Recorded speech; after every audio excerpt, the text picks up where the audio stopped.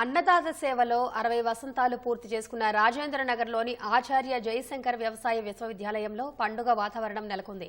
Diamond Jubilee ఉత్సవాల్లో governor Jishnu Dev Varma, మంత్రులు ముఖ్య అతిథులుగా పాల్గొన్నారు. వ్యవసాయ రంగం బలోపేతం, రైతు సంక్షేమం కోసం వర్సిటీ శాస్త్రవేత్తలు నిరంతరం శ్రమించాలని సూచించారు. 60 ఏళ్లలో విశ్వవిద్యాలయం సాధించిన విజయాలను తెలిపేలా కిసాన్ మేళా ఏర్పాటు చేశారు. హైదరాబాద్ రాజేంద్రనగర్లోని ఆచార్య జయశంకర్ వ్యవసాయ విశ్వవిద్యాలయంలో వజ్రోత్సవ సంబురాలు సందడిగా సాగుతున్నాయి. గవర్నర్ జిష్ణుదేవ్ వర్మ, నీతి ఆయోగ్ సభ్యుడు ఆచార్య రమేష్ చంద్, వ్యవసాయ శాఖ మంత్రి తుమ్మల నాగేశ్వరరావు, పోచారం శ్రీనివాసరెడ్డి సహా ప్రముఖులు వేడుకలకు హాజరయ్యారు.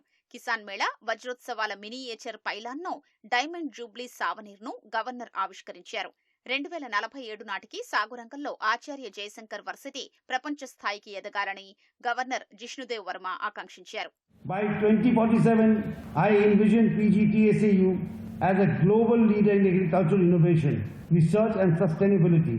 Achieving this vision will require collaborative efforts from all stakeholders, supported by robust policies and sustained investments.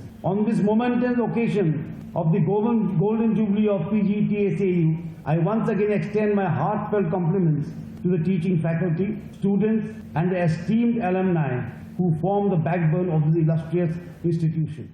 దేశంలో 12 కోట్ల ఎకరాల విస్తీర్ణంలో వరి సాగవుతుంటే ఈ యూనివర్సిటీ రూపొందించిన వరి వంగడాలే ఏకంగా 3 లక్షల ఎకరాల్లో సాగవుతున్నాయని ముఖ్య అతిథులు కొనియాడారు.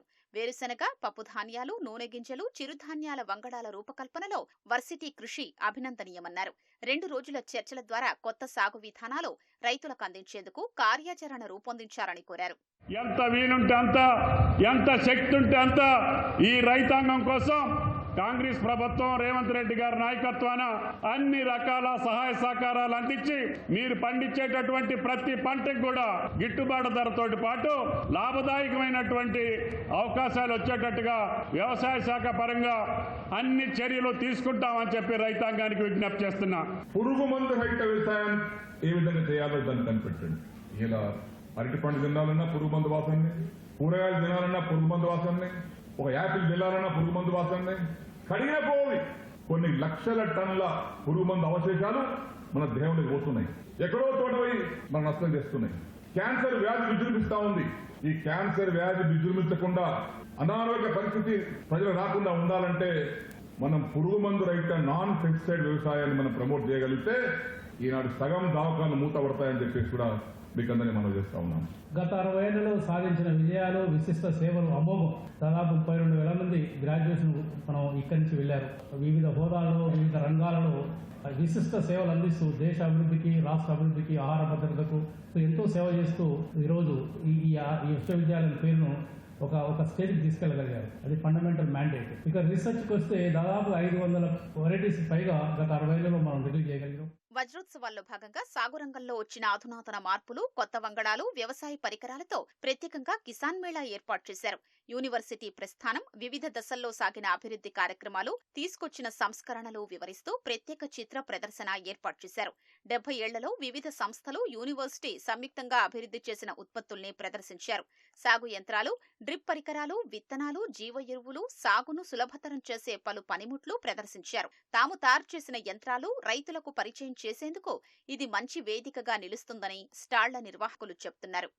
ఈ natural life processing and incubation centre అన్నది ముఖ్య ఉద్దేశం ఏంటంటే ఇక్కడ న్యాచురల్ కలర్స్ తయారు చేస్తామండి. న్యాచురల్ కలర్స్ అన్నవి రకరకాల చెట్ల భాగాలను తీసుకుని దాన్ని వాటర్లో బాయిల్ చేసి కలర్ తయారు చేస్తాం. ఈ కలర్ వేరు వస్తువులకు వాడతామండి. దాంట్లో ముఖ్యంగా వాడేది టెక్స్టైల్స్కి. మనకి యూనివర్సిటీతో కలిసి మనం గత 2 సంవత్సరాల నుంచి రీసెర్చ్ చేస్తున్నాము. 10 నిమిషాల్లో 1 ఎకరము మొత్తము డైరెక్ట్ సీడింగ్ చేసేస్తుందండి. సో నెక్స్ట్ మనకి స్టేట్ గవర్నమెంట్ అయినా సెంట్రల్ గవర్నమెంట్ అయినా డైరెక్ట్ సీడింగ్ విధానంలో నాటు వేయాలి అనేది బాగా పుష్ చేస్తున్నారు కదా. ఈ డ్రోన్స్ వాటికి ఉపయోగపడుతుంది. ఇక్కడ మేము ప్లేస్ చేసింది వచ్చేసి బయోగ్యాస్ గురించి. ఈ బయోగ్యాస్ అంటే మనము తిన్న తర్వాత ఫుడ్ వేస్ట్ ఉంటుంది కదా, దాని నుండి మనము గ్యాస్ అనేది ప్రొడ్యూస్ చేయొచ్చు. దీన్ని వాడడం వల్ల మనము సంవత్సరానికి వాడే గ్యాస్ సిలిండర్లోని సగానికి పైగా మనము ఆదా చేసుకోవచ్చు. 2 రోజుల పాటు సాగే కిసాన్ మేళాలో తొలి రోజు రాష్ట్రంలోని పలు ప్రాంతాలకు చెందిన రైతులు పాల్గొన్నారు. సాగులో తాము ఎదుర్కొంటున్న సమస్యలకు పరిష్కారం లభిస్తుందని భావిస్తున్నట్లు రైతులు వెల్లడించారు. సార్ స్టాల్స్ నచ్చినాయి. నేను ఈ మన వ్యవసాయ పరికరాలు ఏది క్రిమ్స్ అమెరికా మందులు అనండి, విత్తనాలు అనండి, ఈ మన కోళ్ళ ఫాము, గొర్రెల ఫాము, ఇవన్నీ మాకైతే అవగాహన వచ్చింది. ఏం చేయాలి, ఎక్కడ ఏం మాకు ఎట్లా చేస్తుంది శాస్త్రజ్ఞులు కొంచెం చెప్పారు. మన వాళ్ళు సైంటిస్ట్ కూడా మాకు కొంచెం ఎక్స్ప్లెయిన్ చేశారు. 30 సంవత్సరాల నుంచి నేను ఆర్గానిక్ వ్యవసాయం చేస్తున్నాను.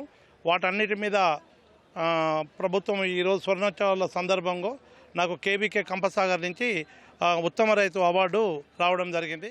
వ్యవసాయం అనుబంధ రంగాల విద్యార్థుల కోసం ఇవాళ ప్రత్యేక కార్యక్రమాలు నిర్వహించనున్నారు. 2 రోజుల వజ్రోత్సవాల్లో చర్చించిన అంశాల్ని అమలు చేసి 3 ఏళ్లలో దేశంలో టాప్ 10లో ఆచార్య జయశంకర్ తెలంగాణ వ్యవసాయ విశ్వవిద్యాలయాల్ని నిలపాలని లక్ష్యంగా పెట్టుకున్నారు.